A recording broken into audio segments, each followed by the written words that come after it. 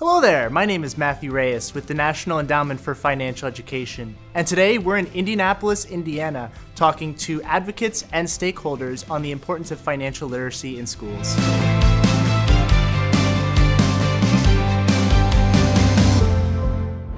My name is Phil Schuman. I'm the Executive Director of Financial Wellness and Education for Indiana University.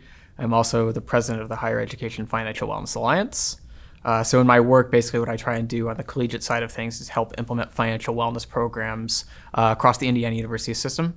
So we have a number of campuses across the entire state. So we work with each of the campuses to implement financial wellness programs, try and figure out how we can help students overcome financial barriers to completion and provide financial education to them at the same time. And then on the Higher Education Financial Wellness Alliance side of things, we work with other colleges and universities across the country to implement similar types of programs to help them figure out how can they put a financial wellness program on their campus, how that can benefit their students, and basically, again, help them overcome financial barriers to completion. So the passage of State Bill 35 in the state of Indiana is going to benefit students because it's going to provide them with financial education. That financial education is going to help them become more informed financial decision makers, more informed consumers, and put them in a position where they're going to understand why they're doing what they're doing as it relates to financial decisions right now and later on in the rest of their life.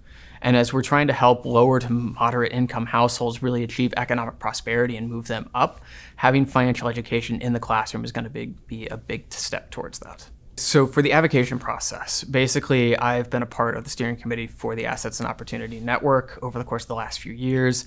They were really the ones that put this in play. Basically said we want to advocate for this, and they were looking for partners across the state to help out. Being part of the steering committee, obviously I wanted to be a part of getting legislation passed to have financial education in the classrooms. So for me, what it meant was meeting with a couple different lawmakers at the State House just to sort of talk about why I think this is important, why the work that we do at Indiana University is important as well. Why does financial education matter? So talking about from my own personal experience, from the experience of the students that we've met with on a regular basis at IU, bringing all those stories to it has really helped be a part of that advocacy process. I find this legislation to be really beneficial for college students, and I should also say for people who aren't even going to college too. Like, this isn't just going to benefit the people coming to college, but for my audience, the people who are coming into the higher education space, this is going to be a big benefit because I think it's going to ask them questions about, are they financially prepared to come to college? I know a lot of the talk has been about how much tuition has gone up over the course of the last decade, 2 decades, 3 decades, whatever. But now we're finding out that it's not really the cost of college, or it's not the cost of tuition that's really the thing that's making it hard for people to go. It's the cost of living in those college towns.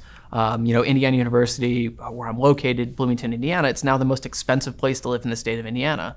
And a lot of other college towns are, following similarly. And with that being the case, it's no longer that, like I said, the tuition piece, it costs a lot to live in those college towns. And so if you're able to provide financial education to students early before they come to those college campuses, they're going to be more informed consumers. They're going to be able to start asking questions about what is affordable to them, asking their parents what's affordable to them as well. It's going to create more dialogue that hopefully creates more students to be better financially prepared once they step on campus. I think one of the most fascinating things about this entire process is just going to be how it's implemented. Because certainly the first step in this is teaching or training the current teachers to be able to deliver this in the classroom. And what I wonder is there a way to get to a more sustainable effort or a more sustainable movement moving forward?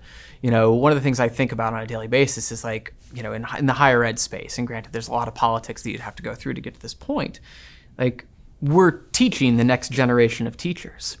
So maybe at some point what we need to discuss, is there a way to include financial literacy in the higher ed curriculum, in the education side of things, so those teachers who are going through and getting their degrees in elementary ed and secondary ed and all that kind of stuff are prepared to teach financial literacy just as soon as they graduate. I think that benefits those teachers because they're getting financial skills from themselves, but then also it's going to put them in a position where once they get into the classroom, they're just going to be ready to go. I don't know if that's possible, but it's something that I think about all the time just because I feel like from an efficiency standpoint, that'd be kind of cool. To learn more, visit NEFE.org.